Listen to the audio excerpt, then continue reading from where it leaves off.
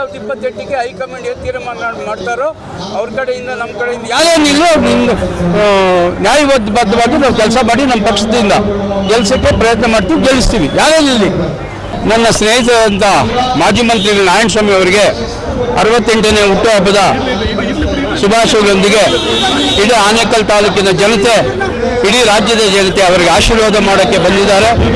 ಇಡೀ ರಾಜ್ಯದ ಜನತೆ ಆಶೀರ್ವಾದ ಅವ್ರ ಮೇಲೆ ಇರುತ್ತೆ. ತಾಯಿ ಭುವನೇಶ್ವರಿ ಸದಾ ಅವರಿಗೆ ಒಂದು ಬೆನ್ನೆಲುಬಾಗಿ ಆಶೀರ್ವಾದ ಮಾಡ್ತಾ ಇರ್ತದೆ ಅಂತೇಳಿ ನಾನು ಎರಡು ಮಾತು ಹೇಳಿ ಮುಗಿಸ್ಬೋದು.